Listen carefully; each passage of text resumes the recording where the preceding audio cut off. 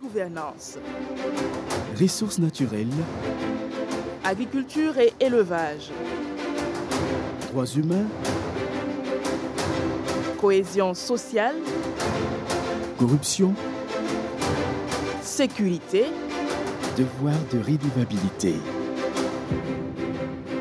Bonsoir, mesdames et messieurs. Au départ, le foncier rural devrait assurer un bien-être aux populations burkinabées, majoritairement rurales. Mais aujourd'hui, les problématiques de ce secteur sont si nombreuses: conflits d'usage et accaparement des terres, lourdeur administrative, incertitude des droits fonciers, pression démographique et morcellement des terres, dégradation des sols, autant de mots qui minent le foncier rural au Burkina Faso. Votre rendez-vous télé coproduit par la télévision BF1 et le studio Yafa de la Fondation Hirondelle se penche sur la question. Et comme il est de coutume, ce soir, je suis en compagnie de Astrid Nikiema. Bonsoir Astrid. Bonsoir Abdourazak Traoré. Mesdames, Messieurs, l'état des lieux, la législation, l'initiative de la Commission épiscopale Justice et Paix et des pistes de solutionnement, autant de questions qui seront abordées. Et pour en parler, nous recevons sur ce plateau Seydou Zidouemba. Il est technicien supérieur d'agriculture, expert foncier au ministère burkinabé en charge d'agriculture. Jean-Baptiste Yanogo, chargé de projet à la Commission épiscopale Justice et Paix Burkina, et maître Fako Bruno Ouattara. Il est avocat spécialisé sur le foncier rural. Et sans oublier notre public composé de membres des cellules de veille citoyenne, CJP de Wayuria, Sapui et Saba. Bonsoir à tous et bienvenue. Bonsoir. Une fois de plus, bonsoir à tous et soyez les bienvenus. Vous êtes donc au rendez-vous mensuel dans le cadre du programme Faso Veille. Et comme annoncé, nous parlons évidemment de foncier rural avec nos invités. Et mesdames et messieurs, vous connaissez le principe de l'émission. Un sondage est toujours réalisé avec notre partenaire Viamo sur le 3, 2, 1. Quels sont les résultats aujourd'hui, Astrid? Razak, il faut dire qu'au total, 2000 auditeurs ont répondu à notre questionnaire en français, Mouré et Dioula. C'est un panel composé à 65,1% d'hommes et 34,9% de femmes dans les 13 régions du Burkina. Plus de la moitié, c'est-à-dire 59% des personnes qui ont souhaité participer au sondage n'ont pas une idée du contenu de la loi portant sur le régime foncier au Burkina Faso, contre à peu près un tiers, c'est-à-dire 29,5% des répondants qui ont une idée sur le contenu de cette loi. À la même question, il faut noter que 11,4% des participants n'ont pas souhaité donner leur avis. Pour l'évaluation de la gestion du contenu portant sur le foncier rural au Burkina Faso, près de la moitié, c'est-à-dire 48,5% des participants à ce sondage, évaluent la gestion foncière du Burkina Faso comme étant significative. 27,2% pensent qu'elle est modérée et 12,3% évaluent cette gestion comme étant faible. 2,4% pensent qu'il n'y a aucune gestion et 9,6% des participants n'ont pas voulu se prononcer sur la question Razaka. Merci Astrid Nikiema pour toutes ces précisions. Je me tourne maintenant vers M. Zidouemba. Je rappelle que vous êtes expert foncier au niveau du ministère de l'Agriculture.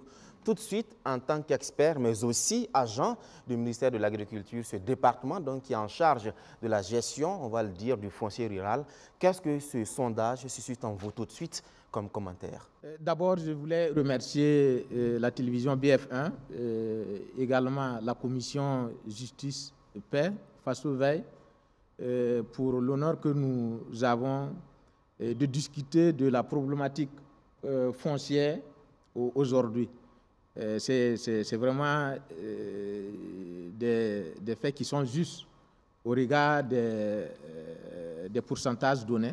C'est une réalité. Ça, je pense que pour avoir été et actuellement toujours un acteur terrain, c'est vraiment la triste réalité qui est là. Mais ce qu'il faut retenir également, C'est des occasions comme ça que nous avons besoin davantage pour vulgariser ces aspects sur le foncier. Voilà, on fait beaucoup de formations, beaucoup de sensibilisation, mais le constat est réel. Mais les occasions que nous avons comme ça pour davantage vulgariser ce que nous faisons est vraiment apprécié. Donc, ça, RAS par rapport au chiffre qui est donné. C'est tout de même une loi qui est votée depuis 2009, on va le dire. Très bien, c'est exact. Depuis 2009, hein, mais je vous assure que c'est le MCA qui nous a lancé, le foncier rural. Voilà. Après le MCA, d'autres partenaires comme la GIZ à travers ces deux projets, ProSol, ProPFR et également le ministère de l'Agriculture, on s'évertue, mais je vous assure que le Burkina est vraiment vaste. On s'évertue pour que au moins les acteurs comprennent davantage le foncier rural et ses implications également. Voilà, donc en fait, c'est vraiment une réalité. Mais bon, je pense qu'on travaille toujours pour rattraper ce qui est à rattraper en fait, par rapport à la sensibilisation, information et formation sur les textes législatifs en lien avec le foncier. Merci beaucoup, M. Zidouemba. M. Yanogo, je rappelle que vous êtes de la CJP. Dites-nous comment vous avez vu ce sondage. Alors, nous pensons effectivement que ce sondage répond à la réalité parce qu'actuellement, ce que nous avons comme constat sur le terrain, c'est que la loi n'est pas connue et même les acteurs ne se sont pas appropriés de cette loi-là. Voilà. Par exemple, la loi prévoit que les présidents des commissions de conciliation foncière villageoise soient des chefs de terre dans chaque village et les chefs de terre ignorent que cette loi prévoit une place pour eux dans les villages. Donc, c'est vraiment une réalité que nous constatons sur le terrain et c'est déplorable. Tout de suite, là, M. Zidouemba vient de le dire, c'est déplorable également que ce soit vraiment des ONG, des associations de la société civile qui s'occupent vraiment de cette question-là, qui est pour nous une question de souveraineté. Voilà, il serait bien vraiment que l'État prenne vraiment à bras le corps la question. Si une loi est votée, elle doit être mise en œuvre. Parfait. Maître Ouattara, Fako, Bruno, vous êtes avocat spécialisé sur le foncier rural. Vous avez une très grande expérience, en tout cas sur ces questions. Vous êtes un observateur de ce domaine. Quel est le regard que vous portez justement sur toutes ces questions? Merci d'abord de nous avoir invités. Et merci à tout le public. Il faut dire, au-delà de la loi sur le foncier rural, il y a une grosse question qui est posée, qui est l'utilisation de la loi par n'importe quel citoyen. Ce mécanisme est très peu développé en ce sens que quand on vote une loi, il y a des étapes de l'application de la loi. À savoir, on a la loi, on a les décrets, on a les arrêtés d'application, on a les imprimés que j'ai amenés ici.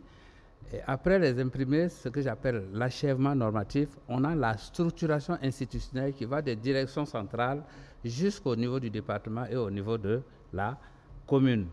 Et après cela, il faut une politique d'information, de formation et d'assistance aux citoyens pour l'opérationnalisation de la loi. Et cela nécessite un budget.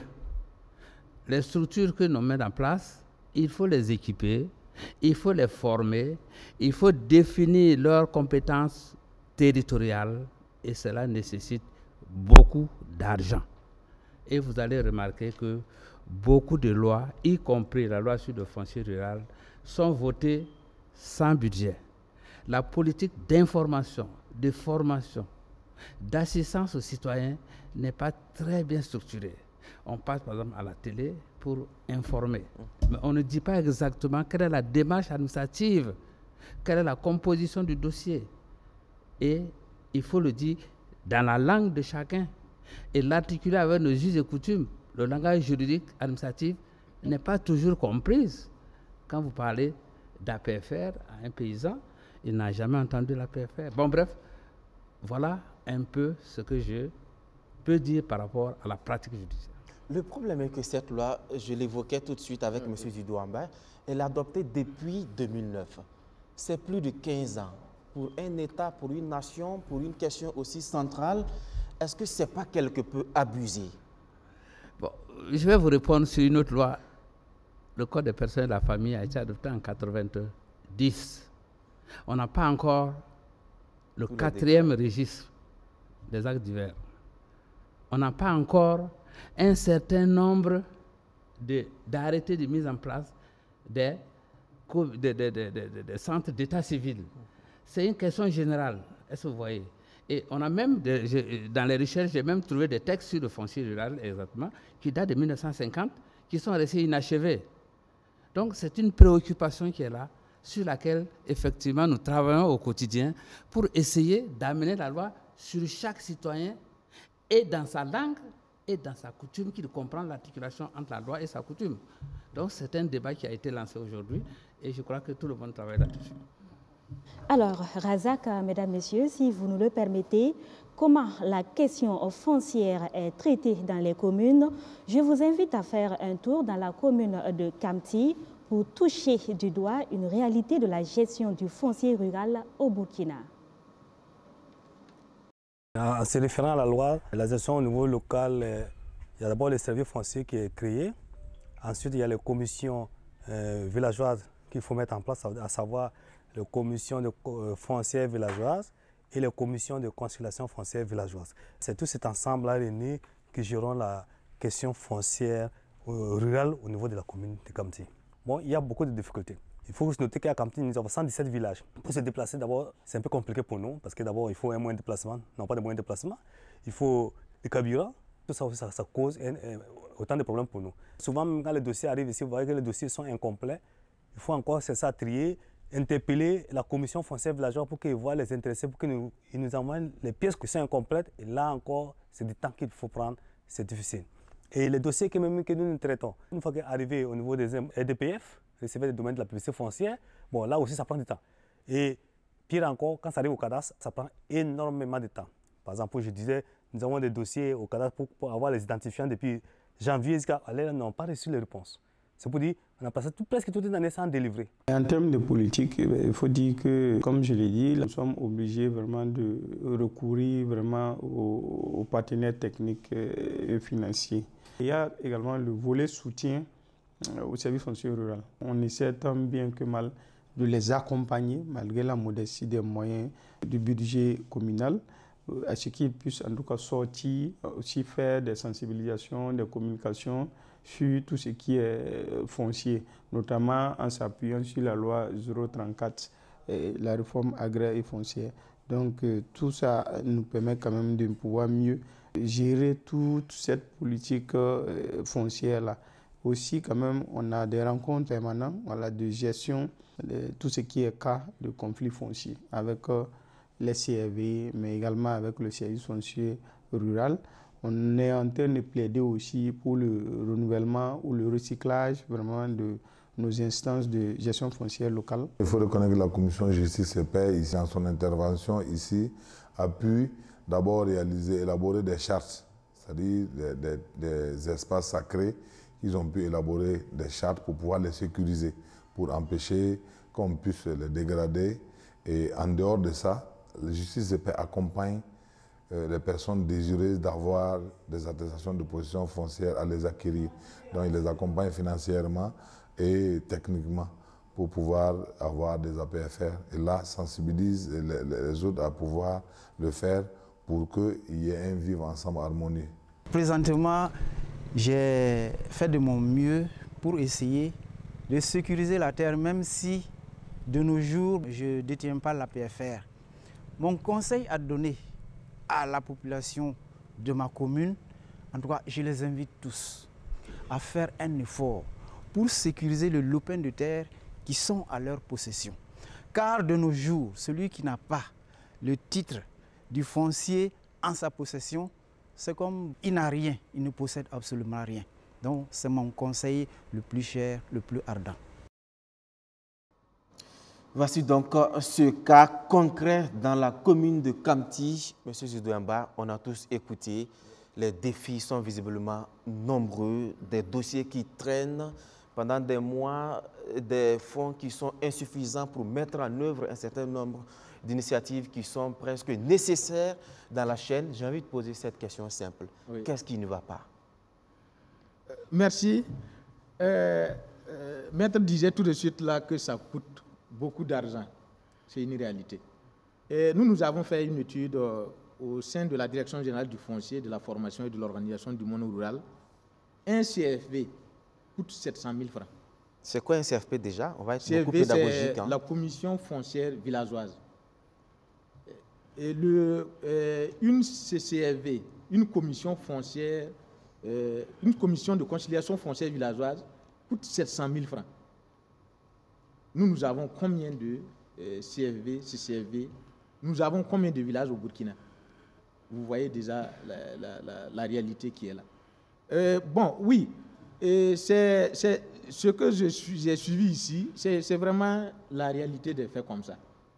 Mais nous avons l'obligation de mettre les CFV et les CCFV un peu partout, partant de leur importance. Les CFV, Commission foncière villageoise, c'est beaucoup plus la prévention. Prévention des conflits. Aider les acteurs à avoir des APFR, attestations de possession foncière. C'est également protéger les ressources naturelles. Leurs éléments, c'est les trois éléments essentiels. Là. Mais quand vous prenez la CCFV, la Commission de conciliation foncière villageoise, là, ils ont un rôle de gestion des conflits, c'est-à-dire résolution des conflits. Aujourd'hui, la loi dit, s'il y a un conflit lié au foncier, vous avez l'obligation de passer par la commission de conciliation foncière villageoise. Ça, c'est une obligation avant de pouvoir vous épuiser avant d'aller au niveau des juridictions. Et là aussi, pour en arriver au niveau des juridictions, c'est beaucoup plus compliqué. Non, en fait, ce sont ces éléments-là que je voulais d'abord signaler. Mais pour aller plus loin, je l'ai suivi également quand il dit qu'ils ont des problèmes de logistique. Au niveau de la DG Fomer, avec l'appui des partenaires, nous appuyons les services fonciers ruraux, les SRFR, voilà, pour qu'ils aient, comment on appelle ça, un peu de la logistique pour fonctionner. Et je parlais plutôt des acteurs. C'est bien vrai que M. Herman a dit que on ne doit pas compter forcément sur les partenaires, mais regardez la masse que nous devrons accompagner pour qu'ils aient les services CCFV. C'est énorme. Donc, les partenaires c'est nécessaire. Nous faisons le plaidoyer pour pouvoir avoir un peu pour les accompagner. Voilà, je vais plus loin. La CFV est mise pour 3 ans. Vous voyez, renouvelable chaque 3 ans. C'est mis pour être renouvelé chaque 3 ans. Vous voyez le coût? En fait, c'est un peu ça.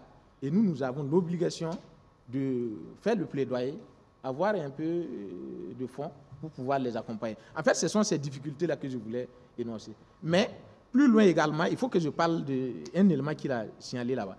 La SAP foncière locale, qu'on appelle souvent SAP communautaire. Voilà un élément fondamental, un élément capital dans la prévention des conflits. Parce qu'il s'agit ici de réglementer l'utilisation des ressources naturelles. Voilà. Donc, vous voyez. Donc, cet élément-là, je suis content d'entendre qu'en tout cas, ils mettent ces SAP-là dans ces différents villages. Voilà. Donc, en fait, pour dire que c'est un peu maousse, on a besoin des partenaires pour nous accompagner, sinon ce n'est vraiment pas évident. Nous pouvons comprendre la difficulté à ce niveau quand on prend de façon générale. Mais pour des cas où les dossiers traînent dans le bureau, est-ce qu'au niveau des mécanismes étatiques, il n'est pas prévu peut-être des garde-fous pour éviter qu'on en soit là? Et très bien. En fait, ici, effectivement, il y a une procédure pour pouvoir avoir ton acte foncier. Voilà, il y a une procédure. Et cette procédure, ça part d'abord du demandeur qui part déposer au niveau de la CFV. Et la CFV se charge maintenant de traiter. Mais il y a un élément qu'on appelle état navette. Voilà. Dans un premier temps, quand ils constituent le dossier, ils envoient ça au service technique qui apprécie, agriculture, élevage, environnement, qui apprécie et qui ramène. Ils partent maintenant, ils font ce qu'on appelle la constatation publique contradictoire. Et là également, s'ils s'entendent, et comment on appelle ça, ça poursuit sa voie normale. S'ils ne s'entendent pas, ils ont 45 jours encore pour s'entendre. Voilà, c'est-à-dire renouvelable une fois, 45 jours fois 2. Voilà, s'ils ne se sont pas compris, là, obligatoirement, le plus diligent amène, comment on appelle ça, en fait, il faut trouver un mécanisme pour faciliter ça. En fait, je voulais parler de la CCRV. Plus loin, et quand ils arrivent à s'entendre sur comment on appelle ça, et le PV est élaboré, en fait, ils envoient ça également au niveau de la RDPF. Ça également, c'est un État. RDPF, c'est quoi déjà? Comme on a recevait des domaines et de la publicité foncière. Voilà, ça, ils font leur observation, ils donnent leur avis, avant que ça ne revienne encore au niveau de la CCRV, au niveau de comment on appelle ça, service foncier rural. Vous voyez, en fait, c'est un peu ça. Voilà, l'État n'avait peu duré, c'est un peu cet élément. Mais l'autre élément, c'est de demander aux acteurs de suivre. Voilà, si tu donnes ton dossier et que tu ne suis pas, ça va être très difficile. Ça, c'est ça aussi la réalité de nos parents dans les campagnes. On donne le dossier, mais on ne suit pas. Voilà, donc nous insistons pour que les gens suivent leur dossier. Si c'est suivi, le délai serait respecté. Si tout le monde fait son travail, en principe, on n'a pas besoin de suivre les dossiers. Ah oui, ça devrait couler de souche. Oui, d'accord. D'accord. Monsieur Jean-Baptiste Yanogo, on note également une disparité des frais recouvrés par les agents de cadastre et des impôts. À titre d'exemple, à FADA, par exemple, à titre d'exemple, le coût du cadastre est de 30 000 francs CFA à Sapoui, c'est bien ça, contre 10 000 francs à Wayugia et Kamti, et même 5 000 francs à FADA. Et le coût du domaine est de 28 000 francs à Sapoui, contre 5 000 francs à Kamti et 0 francs à Wayugia et FADA. Qu'est-ce qui explique cette disparité? Alors, nous-mêmes, nous voudrions bien comprendre ce qui explique cette disparité.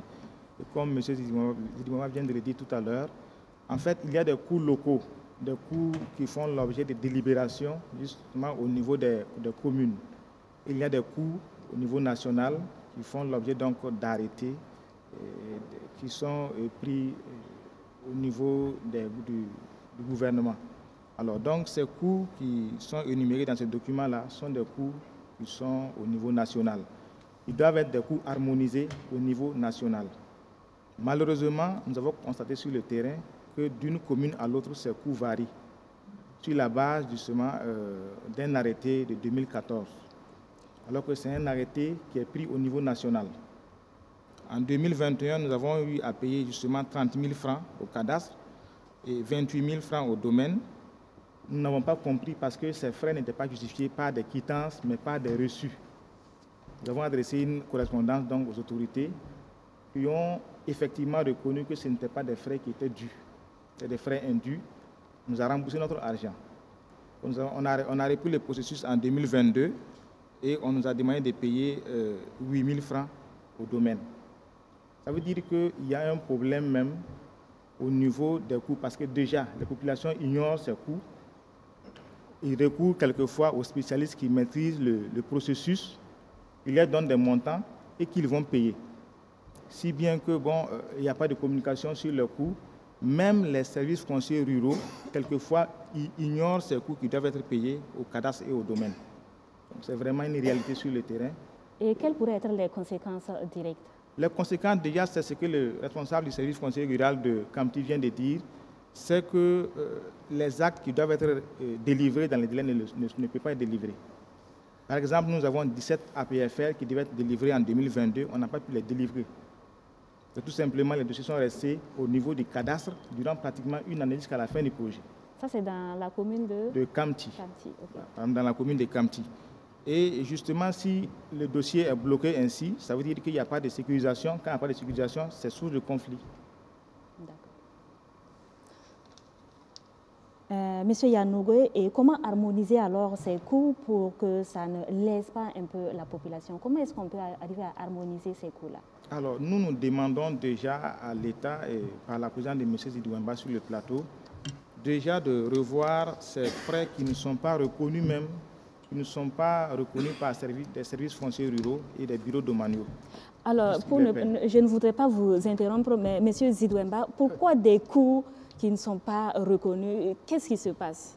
Je ne voulais pas m'hasarder au niveau des impôts et au niveau du cadastre. Je ne voulais pas m'hasarder là-bas. Mais on dit que ce n'est pas reconnu. Voilà. Non, je voulais juste me limiter au niveau des APFR. Au niveau des APFR, effectivement, les coûts ne sont pas les mêmes. Voilà. Mais là, il a si bien dit. En fait, c'est des arrêtés qu'au niveau de chaque commune, voilà, il décide de combien va coûter. Voilà, on se comprend. Mais là-bas, c'est chaque commune. L'arrêté de 2014, excusez-moi de vous interrompre, il est national. Ce qui veut dire qu'il s'applique à toutes les communes de Burkina Faso. D'où sort, je ne sais pas, ces contorsions de certaines communes pour se faire payer autrement. Bon, c'est vrai que vous ne représentez pas voilà, sur ce plateau. Voilà, donc, ça fait que je reste prudent par rapport à ça. Mais les APFR, effectivement, il y a une différence de coût, mais c'est chaque commune qui décide de combien va coûter. Voilà. D'accord. Alors, M. Yanouron, on continue. Comment harmoniser ces coûts pour que ça ne pèse pas trop sur la population? Alors, nous pensons déjà qu'il faut que l'État même revoie cet arrêté de 2014 parce qu'il ne fait pas partie de la liste des arrêtés qui sont prévus par la loi de 2009, la loi 034. L'arrêté lui-même a un problème. Ne figure pas parmi les arrêtés qui sont énumérés par la loi 034-2009. Mais c'est une décision, c'est un acte juridique qui est brandi par les agents du cadastre et qui doit être effectivement appliqué. C'est déjà de revoir justement cet arrêté-là pour qu'on voit déjà si on peut même s'en passer. Parce que les populations déjà se plaignent du coût des APFR. Pour un paysan, pour sécuriser un terrain, il faut au moins 190 000 à 200 000 francs. Pour vraiment le coût, le moindre coût. Le coût est assez exorbitant pour les populations. Certaines communes ont travaillé à ce que la demande soit gratuite. Mais il faut déjà, nous avons une recommandation, en tout cas, c'est de voir si on peut se passer de cet arrêté, à défaut de légiférer clairement pour que les coûts soient harmonisés au niveau national.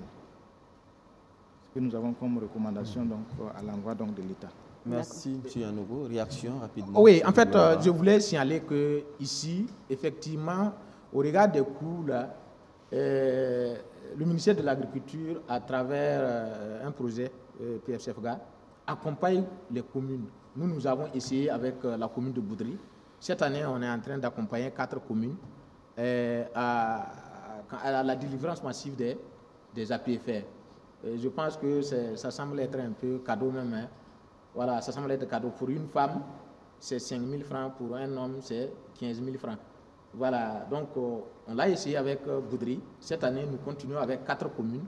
Voilà, mais je vous assure que c'est vraiment intéressant. On aura l'occasion de faire la synthèse. À quand la mise à l'échelle, peut-être au niveau national?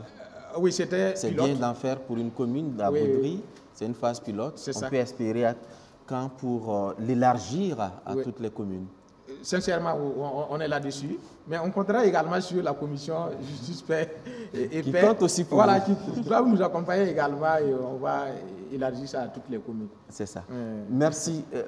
Maître, tout à l'heure, M. Zidouemba l'a dit, il est revenu sur la difficulté que les instances locales, en tout cas dans le secteur du foncier, ont pour fonctionner. Vous qui êtes un homme de terrain, quelle est la réalité exacte? Que se passe-t-il sur le terrain? Il faut dire certaines réalités de déformation qui existent, j'allais dire, dans le fonctionnement de façon globale dans les projets. Bon, oui, la définition légale d'un projet, c'est améliorer le fonctionnement du service étatique. C'est-à-dire, on vient renforcer son fonctionnement. Si vous remarquez, les projets sont devenus des sources de per diem.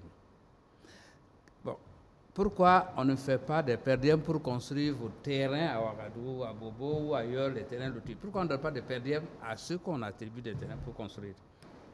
Parce que l'intérêt, il sait que c'est son terrain. S'il ne met pas en valeur, on va retirer. L'engagement est personnel.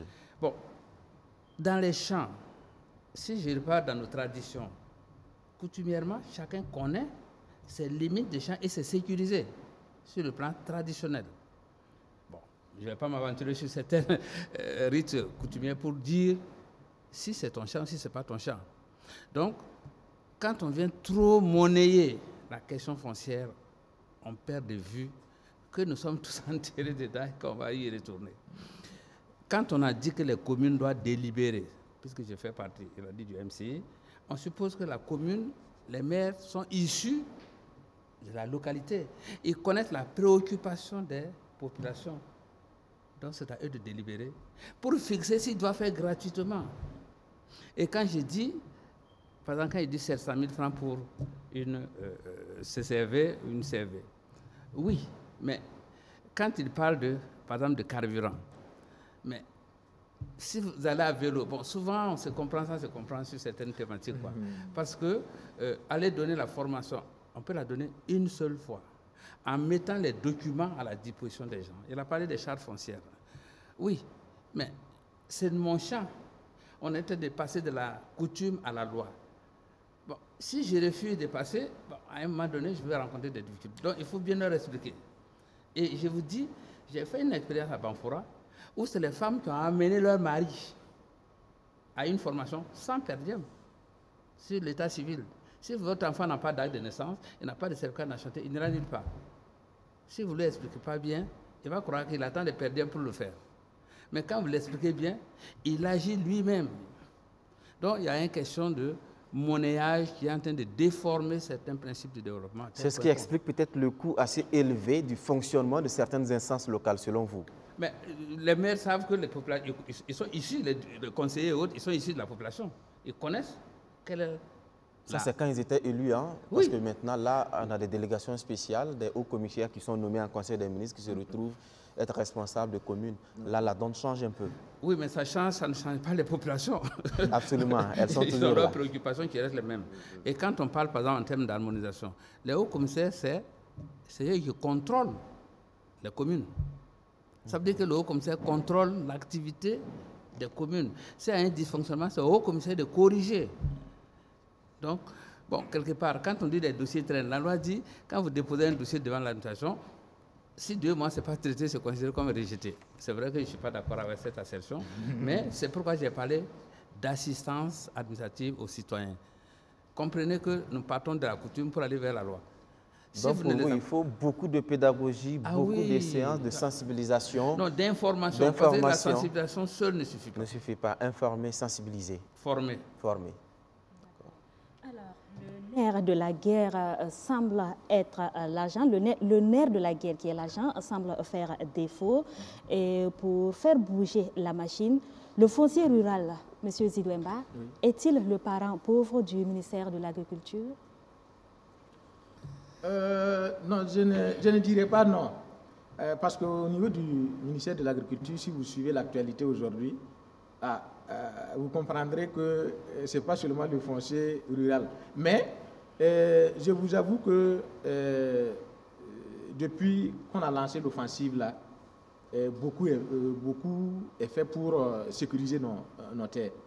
Je vais prendre l'exemple. C'est bien vrai que, comment on appelle ça, la dotation ou l'accompagnement à la sécurisation, à l'obtention des APFR, là, c'est depuis l'année dernière qu'on a commencé. Mais cette année, vous allez vous rendre compte que les grandes plaines sont actuellement d'être immatriculées. Voilà, c'est pour éviter effectivement ces conflits-là. Voilà, et en plus du fait que je parlais de la subvention. Mais il y a aussi les partenaires. Ça, j'insiste. Parce que les partenaires font plus que l'État, en fait. Il y a le PARGFM qui est là aujourd'hui. Il y a ProSol. Il y a, comment on appelle, ProPFR, il y a l'État, il y a, je viens d'apprendre qu'eux aussi, ils sont dans l'appui également à la, comment on appelle ça, à la mise en place des instances, partant l'appui à l'obtention des APFR.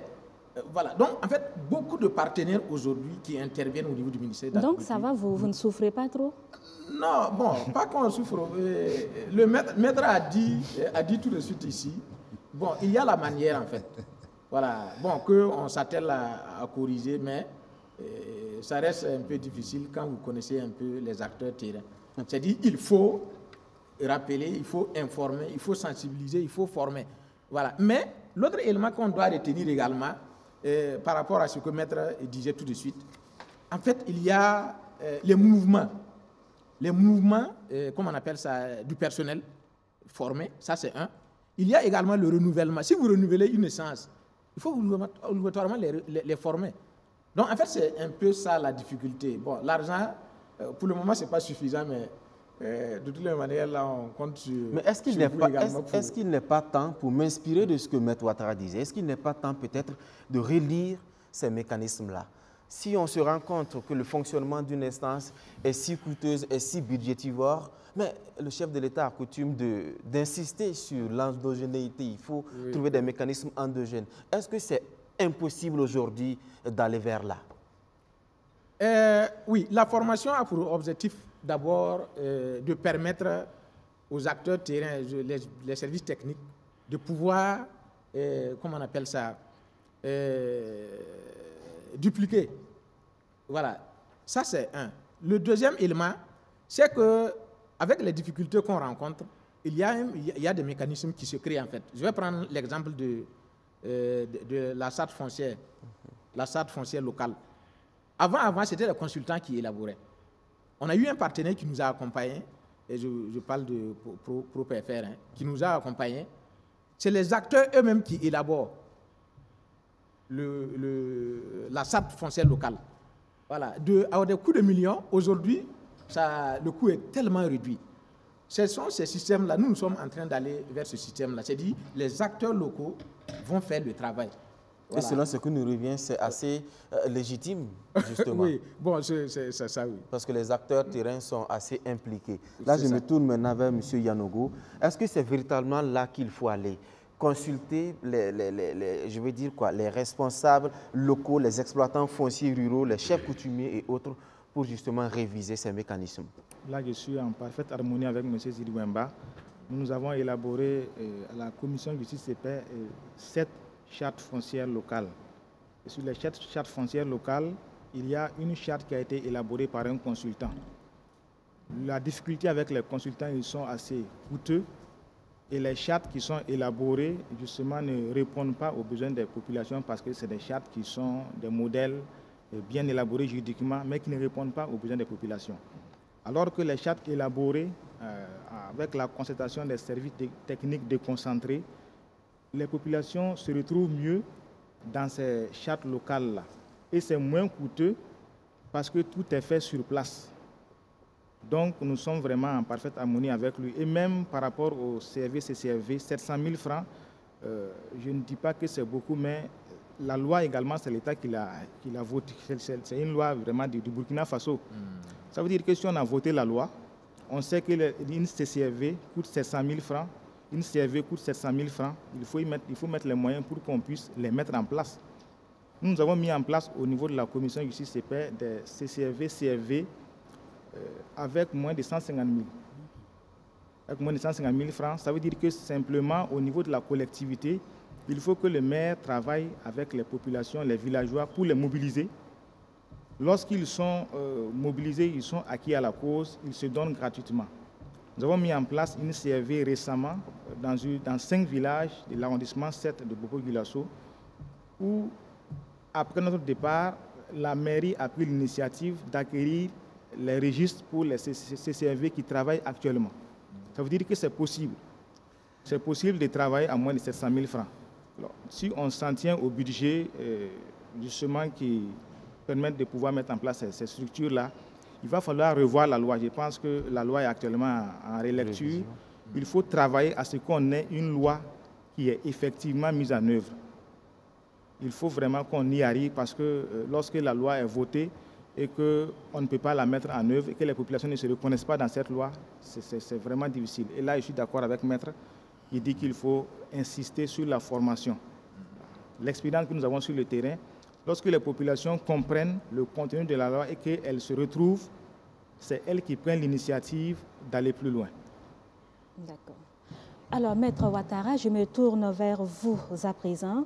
Sur le terrain, nous constatons des plaintes relatives au nombre d'agents au niveau provincial et régional. C'est le cas notamment à Fada, où on se retrouve souvent avec 2 agents pour les 27 communes. Est-ce que cela ne favorise pas en quelque sorte la corruption? Bon, c'est vrai que la question de la transparence et de la bonne gouvernance, il y a des paramètres qui sont mis en place de contrôle. Il faut dire, quel que soit le nombre des agents, il y a un mécanisme. Les agents sont notés et on vous note à votre rendement. Et un agent est suivi par un supérieur hiérarchique, ainsi de suite. Vous voyez? Et votre travail est noté. Si je prends le cas de magistrat, un juge d'instruction, chaque mois, il est tenu de faire l'état de ses dossiers. Bon, maintenant, si cela n'est pas fait et que le supérieur ne fait rien, bon, comprenez qu'il y a une complicité, une duplicité qui entraîne des défaillances. Donc, sur le plan institutionnel, les structures sont organisées de telle sorte que le mécanisme de transparence joue. La question, est-ce que ça fonctionne? Pourquoi ça ne fonctionne pas? Ah, moi, je ne veux pas créer des problèmes en tel. Ah, moi, je ne veux pas créer des problèmes en tel. Pendant que le militaire qui nous défend, on rend encore hommage au VDP, aux militaires qui nous défendent, le militaire qui est au front, s'il dit, lui, il ne veut pas de problème, nous devenons des esclaves. Mais toi qui es dans le bureau, assis, tu dis, ah, moi, je ne veux pas créer de problème à un tel. Pendant qu'il y a quelqu'un qui est assis au front et qui te protège, toi. Bon, voilà un peu ce dysfonctionnement qui font que, quelle que soit la situation, chacun doit s'assumer et faire son travail comme s'il était au front. C'est ça la réalité. Mais malheureusement, beaucoup de défaillances sont constatées à ce niveau-là.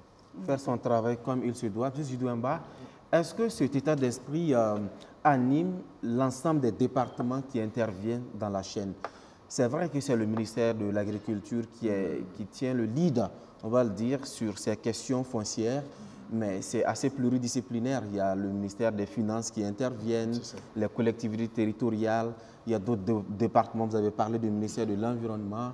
Est-ce que le tandem avec tous ces acteurs se passe toujours bien? Oui, et ça se passe bien en fait. Mais seulement il y a un élément qu'il faut relever. Même nous travaillons aussi avec le ministère de l'administration territoriale dans le cadre de la mise en place des CRV, CCRV. Voilà, donc il y a également le ministère en charge de la justice qui souvent nous convoque par rapport à des thématiques liées à la gestion des conflits. Ce que je veux dire ici, en réalité, souvent, on a des doublons en fait dans les communes. On a des doublons, c'est quoi? Je vais prendre un exemple, la CCRV, la commission de conciliation foncière villageoise, qui est chargée de la résolution des conflits. Voilà, nous on appelle, eux ils font ça, c'est la GAC, gestion alternative des conflits. C'est-à-dire, c'est la conciliation, rien que la conciliation. Ils font tout pour que l'affaire ne parte pas en justice. Voilà. Il y a cet élément. Mais il y a également que le ministère de la Justice a un comité au niveau départemental ou bien c'est au niveau village qui est chargé également de la résolution des conflits. Vous voyez? Donc, ça, c'est un élément, en fait. Dans certains villages, il y a la cacophonie, en fait. Voilà. Donc, ça, c'est un deuxième élément. Vous savez, il y a de ces villages également, et les conflits là sont résolus par les pratiques traditionnelles. Vous voyez? Donc, ils font fi de c'est-à-dire que les problèmes sont résolus, voilà, peut-être sans que la commission ne soit au courant ou sans que la commission n'intervienne. Oui, ça dépend de qui est en face de la commission. Vous connaissez bien le milieu rural. Voilà, donc je ne vais pas aller loin sur ça, mais c'est ça la réalité aussi. Donc il y a ce doublon que nous déplorons en fait. Bon, on pourra peut-être trouver, les ministères pourront en tout cas s'asseoir, voilà, pour voir cet élément. Mais maintenant, par rapport à la DGI, bon, je vais parler du ministère en charge des finances, environnement et autres. Je pense que nous communiquons assez. Voilà, si je parlais de l'État navette, voilà, vous comprenez. L'État navette, c'est à plusieurs niveaux. C'est entre les services techniques, agriculture, élevage, environnement, bon, plus bien d'autres. Mais il y a l'État navette également avec, comment on appelle ça, le ministère des Finances. Voilà, donc là, on se comprend. Mais c'est la lourdeur là maintenant que vous avez si bien dit en introduction. Mais moi, je conseille toujours à nos producteurs, à nos parents, de suivre leur dossier. Voilà. Voilà, j'espère qu'ils nous suivent ce soir. Très bien. Surveillez vos dossiers. C'est ça. Alors, vous avez un mot à ajouter rapidement avant qu'on passe? Oui, justement, je voulais juste rapidement réagir par rapport à la question du doublon au niveau des instances là. Je pense que la loi est claire, la loi 034 est claire, portant régime foncier rural. La CCRV a une compétence exclusive pour la gestion des conflits fonciers ruraux, pas une autre instance. Donc, dans chaque village, lorsque ce n'est pas la CCRV qui rend un PV de non-conciliation, le juge refuse de recevoir le dossier. Et je pense que la difficulté ressort vraiment dans les communes où nous intervenons, parce qu'il y a des communes où les CCRV ne sont pas mises en place. Ils n'arrivent pas à travailler alors qu'il y a des conflits fonciers. Les juges, il y a un arrêt de la Cour de cassation qui permet que lorsque la CCRV n'existe pas, ou même si elle existe, lorsqu'il y a une instance qui est reconnue dans le village et qui a l'habitude de résoudre les conflits et qui arrive à produire un PV de non-conciliation, le juge accepte de recevoir le dossier. Ça veut dire qu'il y a quand même un effort qui est fait même au niveau local pour qu'on puisse résoudre les conflits par ces mécanismes-là. Mais lorsque on reconnaît que c'est le ministère de l'Agriculture, et précisément la DGFOMER, qui est chargée de la mise en œuvre de cette loi-là, nous pensons que vous devez vraiment travailler à ce que les populations soient mieux informées et formées sur la loi, de telle sorte qu'elles puissent s'approprier de ce qui est prévu. Parce qu'on sent déjà, nous, en tout cas en tant qu'acteurs sur le terrain, que les populations veulent des solutions à leurs problèmes. Il suffit seulement de leur expliquer les choses clairement. Ce que je voulais juste ajouter à ce que... Oui, je voulais, quand je suis de... Rapidement, allez-y, rapidement. Le ministère de la Justice, quand on dit... Non, le ministère de la Justice n'a pas d'autres instances au niveau du village, comme il a dit. Si on laisse passer ça, même s'il y a des doublons, ce n'est pas officiel. Maintenant, les instances locales, ce n'est pas le ministère de la Justice qui met les instances locales en place. Il y a le tribunal départemental, mais qui ne traite pas des questions foncières. Voilà. Enfin, à un niveau donné. Donc ça, il faut le dire. Mais j'en interviens. D'accord, très bien. Je dois me parler des pratiques sur le terrain. Allez-y. Non, bon, en fait, je voulais juste revenir sur quand je parle du doublon, en fait. Et la commission de conciliation foncière villageoise n'est pas compétente pour la résolution de tous les conflits. C'est ça. Voilà. Conflit foncier. Donc, je vais prendre des exemples. Rapidement, parce que là, on n'a pas le temps. Voilà, très bien. Voilà, conflit lié à la gestion des ressources. Voilà, conflit de limites, conflit entre propriétaire terrain et un exploitant. Voilà. Mais par exemple, quand vous prenez un exemple, un truc lié à la pollution de l'eau, non, le CCRV ne se jette pas dedans. Mais en fait, oui, on peut ne pas, comment on appelle ça, vous pouvez ne pas voir ça de cette manière, mais nous avons des informations où il y a le CCRV, il y a également, comment on appelle ça, un comité qui est chargé de la résolution des conflits dans les villages. Oui. Voilà, donc du coup, qu'est-ce que moi je peux appeler? Je vais appeler que c'est un doublon. Voilà. C'est votre impression. Oui, très bien. D'accord. Razak, mesdames, messieurs, puisqu'on parle de résolution de conflits, s'il y a bien une structure qui œuvre à prévenir les conflits, c'est bien la CJP. Je vous invite donc à aller à la découverte de la commission épiscopale et de son action pour une gestion apaisée du foncier rural. La commission épiscopale Justice et Paix existe depuis 2003. De par la volonté des évêques qui ont voulu mettre en place une structure en charge de la cohésion sociale, de la paix, des droits humains, les évêques ont voulu en faire leur instrument pour apporter leur contribution dans les domaines de la paix, de la cohésion sociale et des droits humains.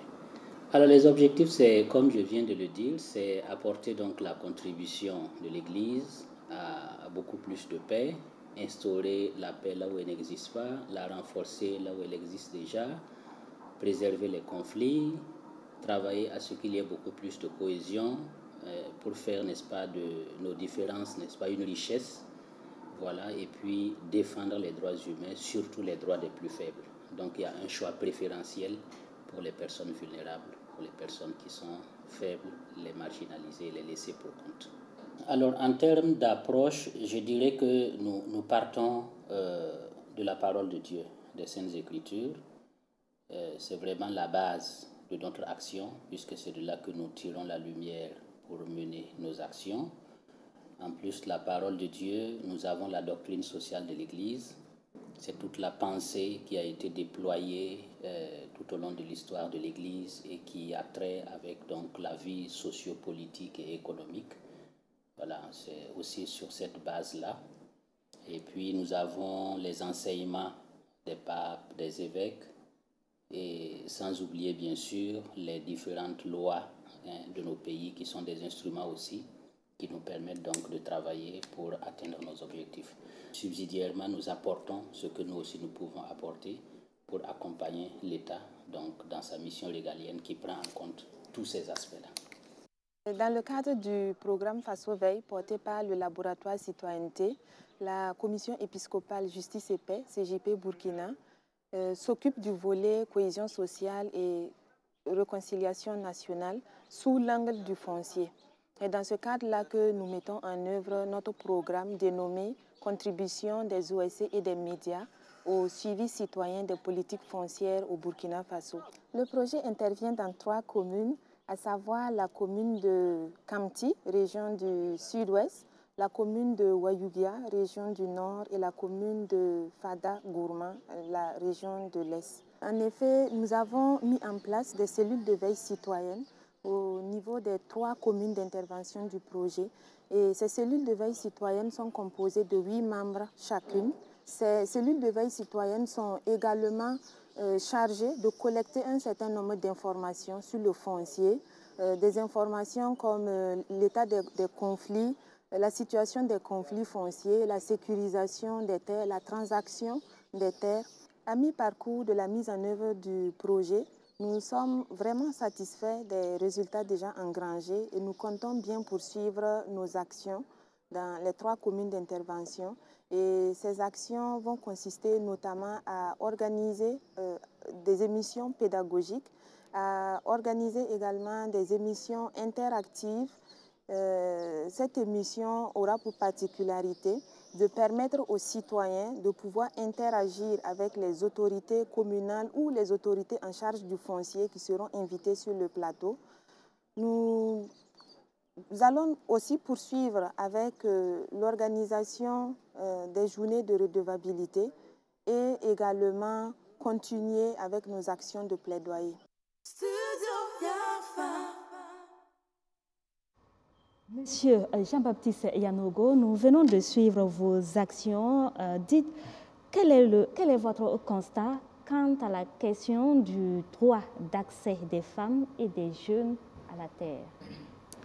Alors, il faut dire que cette question est assez sensible, même si la loi a résolu la question. Justement, il y a des localités où nous intervenons, où il est dit coutumièrement que la femme ne doit pas parler de la terre. Donc, à toute activité qui est organisée, les femmes ne sont pas là. Les femmes ne sont pas là. Et nous avons mis en place une cellule de veille citoyenne à Koudrou dans le cadre d'un projet. Et les filles qui ont été consultées pour être membres de la cellule, ayant consulté leurs parents, ne sont pas venues. Parce que tout simplement, on dit qu'elles ne doivent pas venir là où on doit parler de la terre. Alors que la loi a prévu que nous sommes tous égaux en droit. La Constitution l'a prévu, que ce soit la politique nationale sur le foncier, que ce soit la loi 034 portant un régime foncier rural, la loi 034 réforme agraire et foncière au Burkina. Tous ces documents reconnaissent que la femme a droit à la terre autant que l'homme. Nous constatons sur le terrain qu'il y a des réalités socio-culturelles qui tiennent encore. Ils font que les femmes n'ont pas, elles ont la terre peut-être pour l'exploiter, mais pour avoir un titre, ce n'est vraiment pas évident. Ce n'est pas évident. Nous avons eu une expérience quand même à Sapui, où durant 3 années, après les sensibilisations, à Sapui et à Kamti, nous avons pu permettre à quelques femmes d'avoir des APFR dans ces localités-là, parce que les chefs coutumiers ont reconnu que la femme est vraiment une actrice réelle de développement au niveau local et qu'en ayant une terre, elle peut contribuer justement parce que la PFR permet d'avoir des prêts, permet donc à la femme de pouvoir développer donc son activité. Vous voyez ce qu'on a comme constat donc sur le terrain par rapport aux droits des femmes, au droit d'accès des femmes à la terre. Il y a le défi de l'accès des jeunes et des femmes à la terre. Il y a aussi l'autre volet qui a été occasionné avec l'avènement de l'insécurité, cette crise qui frappe de plein fouet le Burkina Faso depuis 2015. Je pense notamment à l'avènement des PDI, les personnes déplacées internes. Elles ont fui les localités, les affres terroristes pour se retrouver dans des communes assez sécurisées. Là également, la question de la terre se pose avec acuité. Le constat sur le terrain dit quoi? Alors, sur le terrain, il faut dire qu'il y a des conflits qui naissent, qui sont nés, qui naissent encore, du fait justement de la cohabitation entre population haute et PDI, personnes déplacées internes. Vous savez qu'au départ, on mettait en place des camps pour recevoir les PDI. Il s'est révélé justement des questions d'insécurité, d'hygiène publique. Et à Fada, où nous intervenons, les autorités ont décidé de ne pas mettre en place des camps. Elles ont demandé aux populations de recevoir volontairement les PDI. Alors, la difficulté à ce niveau, c'est que les PDI sont venus prendre d'assaut la ville. Quelquefois, c'est des maisons inachevées qui sont occupées par ces PDI, des terrains nus où les personnes déplacées internes sont obligées de mettre en place des huttes pour pouvoir s'abriter. Alors, je pense aussi que ce qu'on a comme constat sur le terrain, particulièrement à Fada, c'est l'accompagnement justement des structures pour que les PDI soient vraiment bien installés. Il s'est avéré que les populations hautes se plaignent parce que les PDI sont nantis, puisqu'elles ont la terre, elles sont accompagnées. Cela a créé beaucoup de conflits. Il faut le dire que même au niveau de la scolarisation, avec l'accompagnement donc des PDI, dans la ville de Fada, par exemple, il y a des établissements qui ont fait de la surenchère au niveau des frais scolaires, ce qui joue sur les populations hautes qui sont sur place. C'est la même chose au niveau des frais dans les centres de santé privés, pour dire qu'il faut vraiment que les autorités prennent vraiment à bras le corps ce problème-là, ne laissent pas seulement les structures, les OSC, la société civile agir, comme Maître l'a dit. La société civile agit à titre subsidiaire. Et pour des questions vraiment qui sont sous de conflits, nous pensons que l'État doit s'impliquer davantage pour expliquer effectivement aux populations que le vivre ensemble est important et également éviter les injustices qui naissent justement de l'accueil des PDI.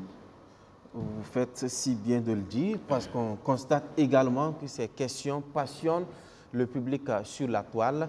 On parle même tantôt d'appel à la haine. Qu'en est-il? Notre partenaire Faso Cheikh, plateforme burkinabé de fact-checking, nous en dit plus. On voit tout à l'heure et on revient. Les conflits fonciers ruraux donnent souvent lieu dans notre pays à des messages qui peuvent être assimilés à des discours de haine, des messages plus ou moins violents. Même s'il n'y a pas de définition universelle de la notion de discours de haine, on peut retenir avec les Nations Unies qu'il s'agit de tout type de communication, orale ou écrite, ou de comportement constituant une atteinte ou utilisant un langage péjoratif ou discriminatoire à l'égard d'une personne ou d'un groupe en raison de leur identité. En d'autres termes, de l'appartenance religieuse, de l'origine ethnique, de la nationalité, de la race, de la couleur de la peau, de l'ascendance du genre ou d'autres facteurs constitutifs de l'identité. Ce type de communication est observé en amont comme en aval de certains drames que notre pays a connus dans le domaine du foncier rural. Il est difficile, il faut le reconnaître, d'établir un lien de causalité directe entre des messages de haine clairement identifiés comme tels et des conflits qui en auraient découlé directement. Par contre, avec quelques recherches, Faso Cheikh a réussi à retrouver, à la suite de conflits fonciers rapportés par la presse ou par de simples utilisateurs des réseaux sociaux, des réactions qui pourraient être constitutives de discours de haine tels que définis précédemment. Parfois, c'est fait de façon subtile, ou dans la plaisanterie pour masquer justement le discours de haine. C'est l'exemple en 2018, juillet 2018, sur un article rapportant un conflit foncier à Arbolé dans le Passoré, où 2 personnes ont perdu la vie et 8 autres blessés. et où un internaute a écrit ceci: le bilan est très maigre, prochainement il faudra plus de morts, trop de moussis maintenant. Attention, l'auteur du commentaire évoque la parenté à plaisanterie entre Samo et Mossé pour justifier sa réaction, mais c'est un message qui pourrait être sujet à interprétation compte tenu particulièrement de l'audience presque infinie de l'Internet et particulièrement de Facebook. Et de tels propos peuvent donc créer des différends basés sur l'ethnie. Sur une autre publication concernant un autre litige autour d'un terrain agricole, cette fois-ci entre des populations de Sitiena et Djongolo dans la Komoé en juin 2019, un utilisateur a écrit ceci: quelqu'un venu d'ailleurs veut s'approprier ce qui ne lui appartient pas. Pourquoi devrais-je accepter de devenir étranger chez moi? Il essaie ainsi de justifier un drame en indexant comme coupables ceux qu'il considère comme étrangers. Un autre commentateur insinue que ces conflits sont du fait des riches qui s'accapareraient les terres donc pour les louer ensuite aux enfants des propriétaires terriens. Des terroristes, tout simplement. C'est ce qu'écrit un autre internaute sur une autre publication faisant cas d'un conflit familial autour de la terre à Bogandé fin octobre 2023, terminé malheureusement dans le sang. Hélas, des messages de ce type, on en rencontre souvent. Ils sont nombreux sur la toile et peuvent créer malheureusement de nombreux conflits, de nouveaux conflits ou exacerber même des conflits existants. Jusqu'ici au Burkina, il n'y a pas de loi spécifique à ces discours de haine, mais plusieurs instruments légaux existent qui condamnent ces discours de haine, à commencer par la Constitution qui bannit toute forme de discrimination basée sur l'identité. Et le Code pénal précise à ses articles 322 et suivants les peines encourues qui peuvent aller jusqu'à 10 ans de prison et 5 millions de francs CFA d'amende. N'oubliez pas, et on termine avec ceci, FassoCheck est toujours disponible sur son numéro WhatsApp. Si vous avez des informations que vous souhaitez vérifier, vous pouvez les soumettre au numéro 68 69 41 07. Retour sur ce plateau et c'est l'heure de donner la parole à notre public, composé ce soir essentiellement de membres de cellules de veille citoyenne de la Commission épiscopale Justice et Paix Burkina.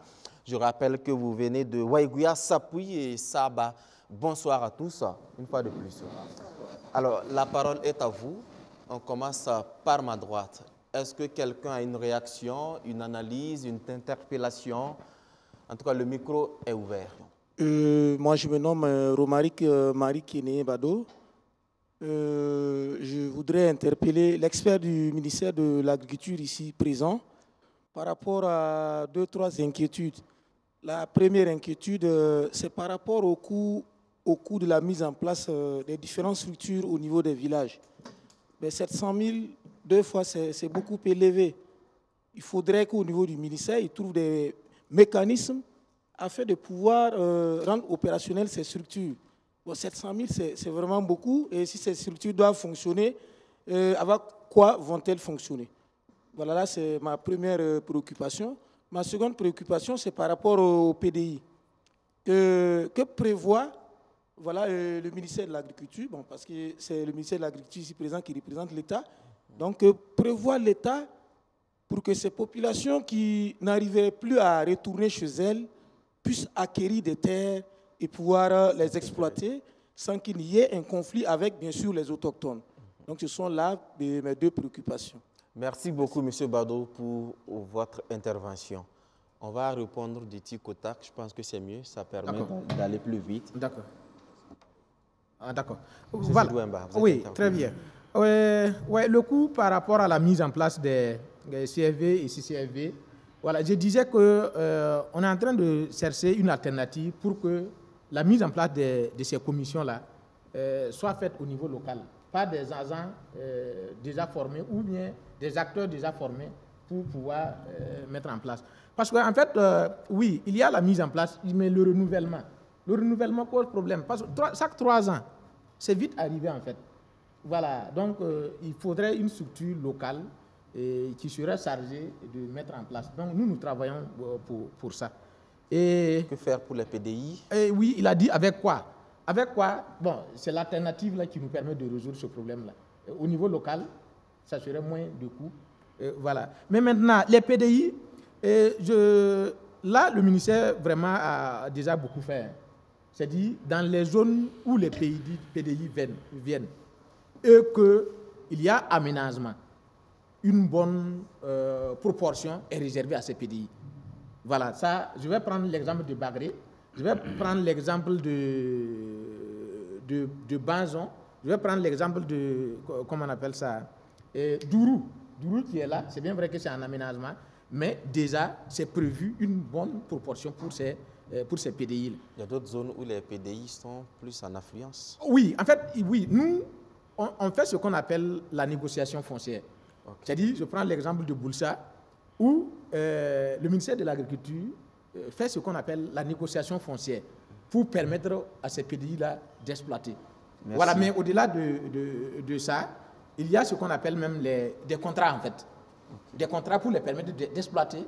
Et bon, après, le propriétaire terrien reste toujours propriétaire terrien. Merci, M. Zidouemba. Voilà. D'autres réactions à ma droite? Allez-y, vous présentez et puis vous posez votre question ou partez pour votre intervention. Ok, je suis Parabelem Koulari, je suis du CVC Ouaïga. J'ai une question à l'endroit de M. Zidouemba, c'est par rapport au suivi des dossiers. Je ne sais pas, est-ce qu'il y a une disposition légale qui oblige le citoyen à suivre son dossier ou bien c'est lui ses conseils en tant que expert dans le milieu, parce que cette question de suivi de dossier, puisque nos CVC travaillent en étroite collaboration avec les services domaniaux des mairies, ils disent également que les dossiers traînent beaucoup au niveau des services techniques. Et souvent, ils sont obligés de dire aux citoyens d'aller voir. Et quand ils aillent pour voir, on demande souvent des frais dont eux n'ont pas connaissance. Par exemple, les frais de traitement de dossier. Je pense qu'ils utilisent bien le terme. Voilà, donc ils disent qu'on réclame souvent des frais de traitement de dossier. Et pourtant, si vous demandez les conditions pour avoir une APFR au niveau des services de la mairie, ça n'y est pas, ça n'y figure pas. Et pourtant, devant, on demande aux citoyens des frais de traitement de dossier. Donc moi, je me dis, si on peut, comme on dit que la loi est en relecture, s'il peut prendre ça en compte, pour qu'il y ait une porte d'entrée du dossier et une porte de sortie, là, le demandeur se contente de déposer à la porte d'entrée et attendre son dossier à la porte de sortie pour éviter les contacts, parce que c'est de là viennent les raquettes qu'on observe souvent. Aussi, on voit que sur les APFR, il y a les relevés cadastrales, là, bon, on ne met pas ça. Ça veut dire, ils appellent ça référence cadastrale. Donc, ça veut dire qu'on ne met pas ça sur les APFR. Pourtant, souvent, le service domanial de la mairie même demande. Mais quand les avis des techniciens reviennent, on n'associe pas ça. Je ne sais pas s'il y a une disposition qui interdit à ce qu'on mette ça. Parce que si c'est mon terrain, s'il y a quand même toutes ces références là-dessus, bon, ça convainc plutôt plus mon interlocuteur quand il prend mon dossier. Il peut taper sur Internet, savoir mon terrain est vers où, ainsi de suite. Mais on refuse de donner ces informations, par exemple. Je vais savoir, est-ce que cela est lié à une disposition légale qui interdit ça, ou bien c'est laissé à l'appréciation de l'agent qui décide de mettre ou de ne pas mettre. Merci. Merci beaucoup, M. Parabelgem, pour votre intervention. M. Zidouemba, oui. Alors, suivre son dossier, est-ce un conseil de l'expert Zidouemba ou une disposition légale? Oui, ça fait rire quand même. Non, en fait, oui. Oui, en fait, c'est un conseil. Bon, il n'y a pas de disposition légale qui dit de suivre. Voilà. Mais bon, quand tu as ici ton dossier traîne, mais il faut aller à la source quand même pour voir à quel niveau se trouve mon dossier. Voilà, ça c'est un conseil. Voilà, il ne faut pas t'asseoir à attendre. Voilà, mais en fait, c'est... bon, ça c'est... Je parle en tant qu'homme de terrain aussi. Hein. Voilà, il y a une réalité aussi. C'est dit, vous savez, le producteur, l'agent qui est assis au bureau, il a combien de personnes qui doivent appeler pour dire, venez, ton dossier est prêt? Combien? Donc, quand on regarde sur cette base, il n'y a pas l'argent pour ça, pour ces appels-là. Voilà. Donc, c'est un élément, je caricature un peu pour que vous voyez ce que ça vaut, quoi. Voilà. Donc, il faut aider l'argent là. faut aider l'agent en allant vers ton dossier. C'est là que les petits pots de vin se glissent. Ah non, mais bon, si tu as 1000 Allez-y personnes... pour la deuxième question. D'accord. Relevé cadastral, bon, ça, je vous avoue que je ne suis pas informé par rapport à cette réalité-là. D'accord. Voilà. Donc, il y a... Monsieur Maître Ouattara, oui, il y a une petite précision que je voulais donner, allez-y, que le Premier ministère avait donné en son temps, lors de l'atelier de 29, tout de suite là. Ça veut dire, en ce qui concerne, par exemple, les PDI, bon, il faut faire attention. Pour délivrer des APFR à certains API, à certains PDI. Voilà. Ils avaient mis la précaution parce que l'intérêt, c'est quand même que les gens retournent là où on les a chassés. Ça, c'est parce qu'on a vu effectivement des PDI qui ont eu APFR, qui ont essayé de vendre. Voilà. Par rapport au suivi des dossiers, il y a une loi qui impose à chaque service de laisser à la porte la procédure. Elle date de 98, c'est un décret qui impose au service qu'avant d'entrer à service, tu devrais avoir à l'entrée la procédure de traitement de ton dossier, le cours, la composition du dossier, et si tu ne comprends pas, on devrait se traduire à sa langue. Ça date de 98, je n'ai jamais vu ça en eux. C'est sûr que les agents eux-mêmes n'ont pas connaissance de ce texte. Allez-y.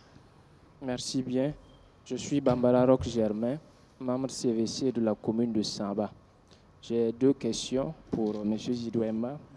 Premièrement, je souhaite savoir, dans la pratique, quelle est la nature de collaboration entre la DGFOMER et les services fonciers ruraux. Deuxièmement, dans nos activités, on constate surtout dans les villages qu'il y a des espaces qui ne sont pas sécurisés, notamment des écoles, des CSPS, et cela au su, en fait, des collectivités territoriales. Donc, du coup, j'ai envie de savoir qui est responsable de la sécurisation de ces espaces. Merci. Merci beaucoup, M. Bambara, pour votre intervention. Allez-y, M. Zidouemba, pour les réponses. Très bien. En fait, dans la nature de collaboration entre les SFR et la DGFOMER, bon, c'est vraiment les formations. Hein. Les formations. Nous formons les SFR, services fonciers ruraux, pour qu'ils puissent délivrer comme il se doit comment on appelle ça, les actes fonciers. C'est beaucoup plus la formation. Voilà, donc si nous avons besoin de données en lien avec les APFR et autres, voilà, c'est à eux, nous repartons pour qu'ils nous transmettent les données c'est cette relation de formation. Mais c'est avec la mairie. Voilà, en fait, c'est la mairie. Nous appuyons. Voilà, donc le SFR étant un élément de la mairie, voilà, il bénéficie de tout ce qu'on a fait comme accompagnement à la mairie. Voilà, je veux dire également les formations, mais également, ils sont dotés en logistique. À certains niveaux, on a construit des bâtiments pour eux. Et comment on appelle ça, l'immobilier, en tout cas, on a fait assez pour eux. En tout cas, c'est notre relation. La deuxième question. La deuxième question. Oui, les espaces. Les espaces. Bon, en réalité, je vais prendre un exemple sur nous. Au niveau du ministère de l'Agriculture, on a demandé à ce qu'on recense tous les domaines du ministère de l'Agriculture, c'est-à-dire les infrastructures ou en tout cas les domaines du ministère de l'Agriculture. Nous les avons recensés et après ça, qui doit sécuriser? Ce n'est pas nous. Il y a une structure nationale qui est mise en place, qui est l'ANDFOP, Agence nationale des domaines du foncier et des organismes publics. C'est cette agence-là qui est chargée d'immatriculer. Mais c'est à vous d'aller vers cette agence. Voilà. Donc, nous sommes partis vers l'agence. On a commencé par Bobo Dioulasso. Tous nos infrastructures et domaines de Bobo, en fait, on en a commencé pour étendre ça. Oui, de la même manière, vous aussi, si vous voulez sécuriser votre école, immatriculer votre école, votre CSPS ou tout autre domaine, allez-y vers l'ANDFOP. L'ANDFOP est là pour ça. Merci beaucoup, M. Zidouemba. S'il n'y a pas d'autres questions, allez, la dernière question. Allez-y, monsieur, vous présentez, vous posez votre question. Moi, c'est Nebila Émile Bado. Je fus un ancien agent du ministère de l'Agriculture. Je fus même chef SPFOMER, mais vraiment, j'ai été un peu édifié par les gens de Kamti, ce qu'ils ont dit, et je retrouve que c'est une vraie réalité.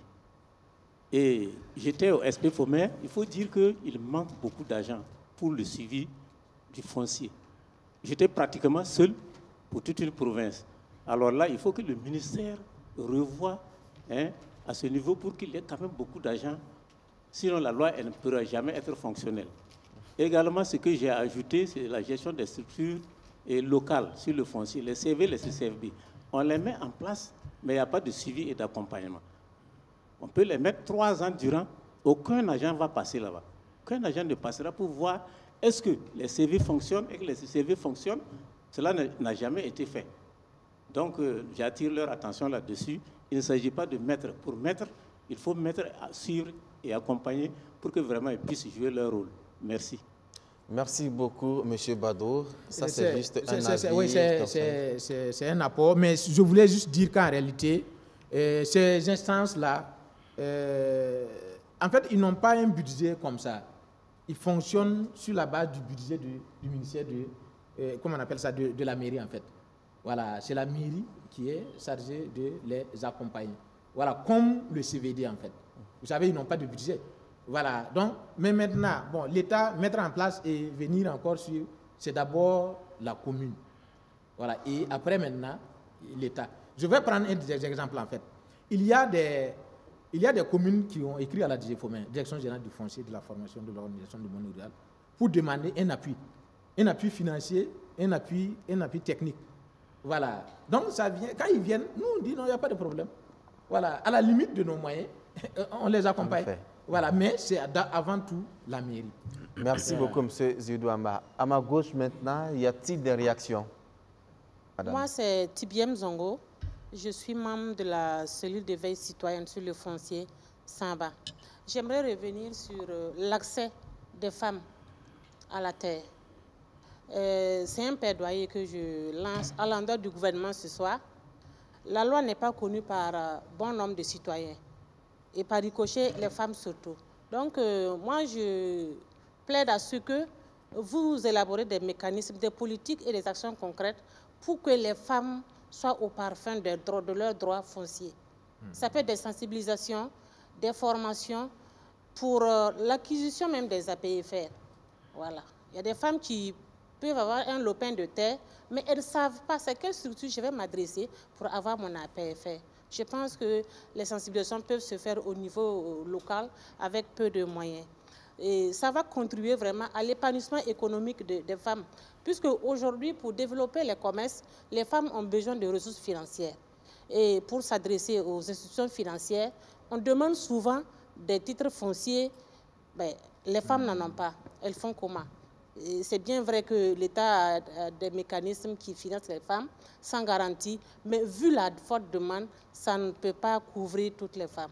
Donc nous allons proposer en tout cas des actions concrètes au niveau des communes, des communautés qui n'ont pas en tout cas d'obstacles socioculturels de faire cette sensibilisation. Mais il y a des communes aussi où il y a des obstacles socioculturels. Là-bas, il n'y a pas à négocier. Ils disent non, la femme, on ne parle pas de terre à la femme. La femme n'a pas droit à la terre. Donc, dans ces contrées, moi, je pense que le gouvernement peut faire des octrois de crédit agricole aux femmes. Donc, ça va leur permettre d'avoir, en tout cas, des terres pour exploiter. Et je pense que petit à petit, avec les sensibilisations, on peut arriver, en tout cas, un jour à se tasser des femmes, en tout cas, à la terre. Merci beaucoup, Madame Zongo, pour votre intervention. Autre réaction? Je voulais juste... Allez-y, si 10 secondes. Très bien. Non, en fait, c'est juste dire que le ministère de l'Agriculture, là, avec le système de la subvention, là, que je parlais, les communes pilotes, là, en fait, c'est pour étendre à beaucoup plus de communes. Voilà. Bon, dire à une femme, donner 5 000 francs pour... je pense que ça, quand même, c'est des facilités. Et plus loin, quand vous prenez presque tous les aménagements, les plaines et autres, il y a une proportion importante pour les femmes et les jeunes. Voilà, donc sur ces deux éléments-là, en tout cas, je pense qu'au finish, voilà, la proportion des femmes qui auront accès, qui auront leur APFR ou autre là, ça serait multiplié par 2, par 3, sinon par 5. Voilà, donc et je vais plus loin. Quand on parle de plaine, là-bas, c'est des baux. Aujourd'hui, la tendance, là, c'est des baux. C'est dit, juste quand on te donne un papier qui a la valeur d'un PIH, voilà, qui te permet de faire, tu peux aller prendre un prêt, tu peux aller, en tout cas, tu peux vraiment, comment on appelle ça, prendre un prêt conséquent et réaliser ce que tu veux. Merci, voilà. M. Zudemba. Autre réaction par là? Moi, c'est Kamboulé Florent. C'est par rapport à l'élaboration des lois. Je trouve toujours que la population lambda est toujours étrangère aux lois. On parle des lois et ceux qui sont concernés beaucoup plus par la loi n'est pas au courant de l'élaboration jusqu'à la prise en compte, jusqu'au vote même de la loi. Par exemple, la loi 034 qui a été élaborée, qui a été prise et votée, la population lambda n'est pas au courant de ça. Bon, je vois, donc la mise en application de cette loi va causer problème, ça va coincer. Je reviens un peu par rapport aux espaces publics de l'État. Si on prend par exemple les écoles, les formations sanitaires, vous dites tout de suite que non, il appartient à ces écoles, ou bien il appartient peut-être à ces formations sanitaires-là, d'adresser une demande à quoi encore là, à l'ANDFOP oui, pour sécuriser les domaines. Moi, directeur d'école, ou bien moi, je suis chef ICP, c'est à moi de formuler une demande pour sécuriser un domaine de l'État. Il est vrai que je suis le dernier de la chaîne en termes de responsables pour cela, alors que par an, il y a des fiches statistiques qui sont envoyées au niveau de l'État. Et l'État est au courant du nombre des écoles qu'il a, l'État est au courant du nombre des formations sanitaires.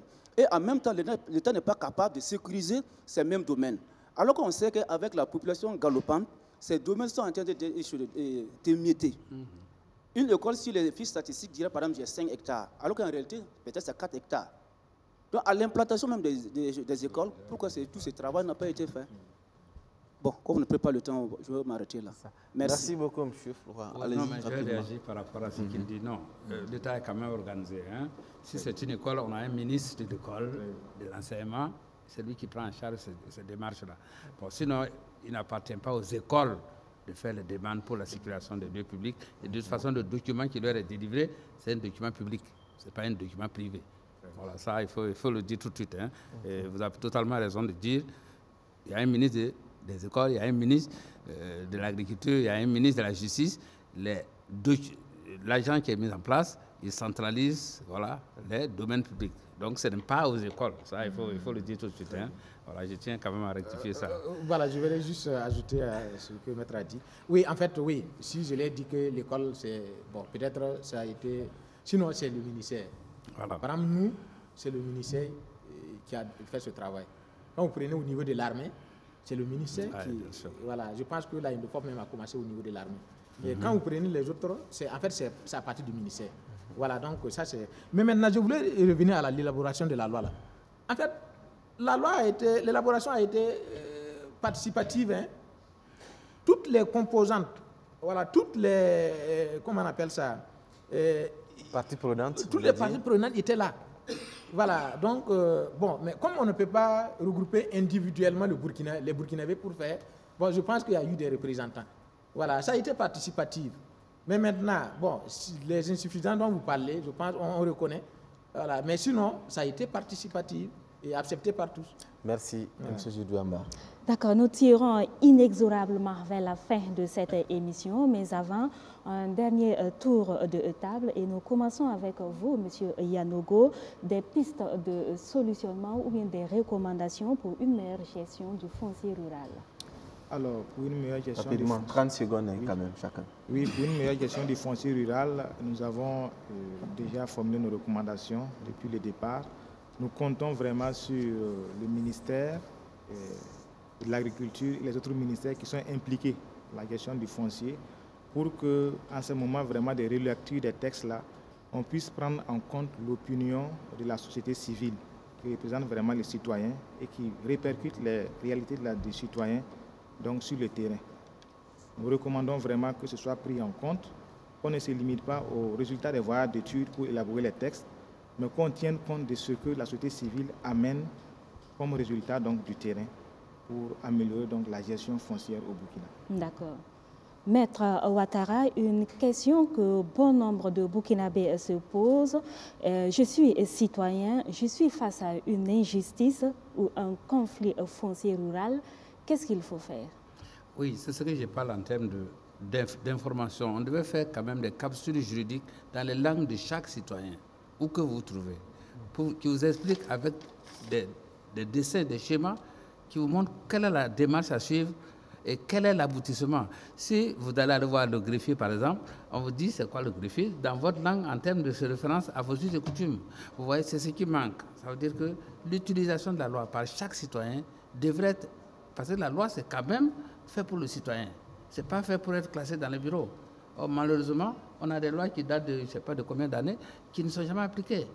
Donc, face à une injustice, il y a des procédures normales à CCV qu'on saisit en premier lieu, qui PV de considération, non-considération. Non-considération, vous allez devant le tribunal. Comment saisir le tribunal, huissier, assignation, vous voyez tout ça. Cette terminologie-là, ce n'est pas abordable à tout le monde. D'accord. Monsieur Zidouemba, et vous avez écouté les uns et les autres? Très bien. Oui, en fait, je voulais dire ici qu'en réalité, la relecture, là, ça ne se fait pas sans les OSC. Ils sont partie prenante. Et je pense qu'ils vont se comprendre lors de la validation.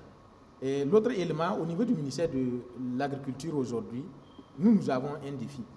Le défi, c'est de pouvoir mettre en place toutes les instances. Je vais parler des CRV, CCRV, dans tous les villages du Burkina Faso.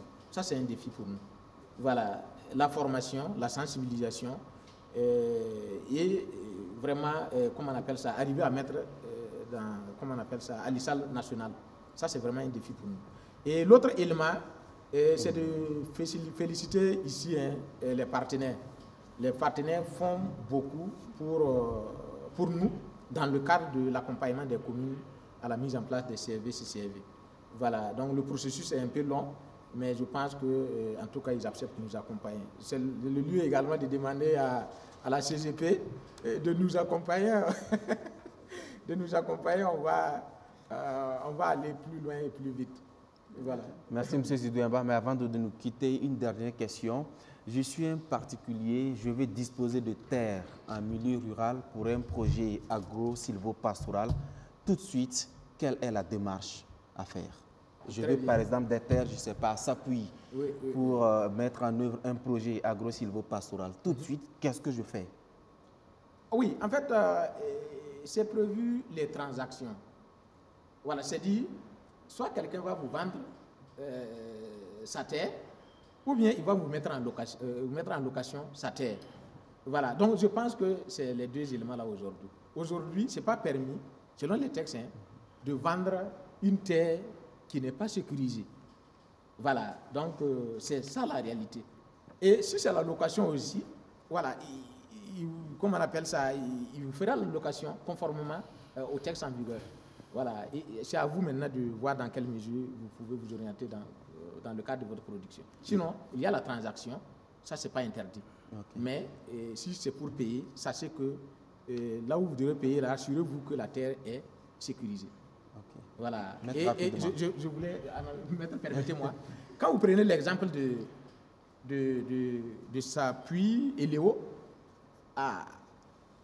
vous allez payer une terre qui est déjà la propriété de quelqu'un. On vous vend encore cette même terre. Vous voyez ce... double attribution. Voilà, ce double attribution.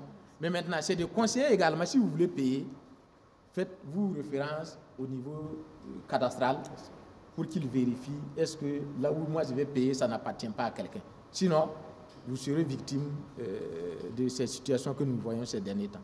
Voilà. Merci beaucoup, M. Seydou Zidouemba. Merci. Vous voulez ajouter un dernier mot rapidement? 5 secondes, allez-y. Oui, mais si vous êtes propriétaire terrien et que vous voulez passer à la légalité, il y a un dossier que vous faites, c'est l'APFR, l'attestation de possession foncière, dont l'origine veut dire que l'État est venu trouver nos parents sur leur terre. Sans laquelle on ne peut pas vendre de terre? Normalement. En principe? En principe. D'accord. Merci donc à Maître Bako Bruno Ouattara. Je rappelle que vous êtes avocat spécialisé sur le foncier rural. Merci d'être passé sur le plateau ce soir. Merci également à Seydou Zidouemba, technicien supérieur d'agriculture, expert foncier au ministère burkinabé en charge de l'agriculture. Merci d'être passé. Merci à M. Jean-Baptiste Yanogo, chargé de projet à la Commission épiscopale justice et paix Burkina. Merci d'être passé. Merci au public donc ce soir, composé de membres des cellules de veille citoyenne de la Commission épiscopale justice et paix. Vous êtes venus de Saba, de Waïgouya et de Sapui. Merci à tous pour votre mobilisation. Asrida, ça sera tout. Merci et à la prochaine. Ressources naturelles, agriculture et élevage, droits humains, cohésion sociale, corruption, sécurité, devoir de redevabilité, droits humains, cohésion sociale, corruption, sécurité, devoir de redevabilité, corruption, sécurité, devoir de redevabilité.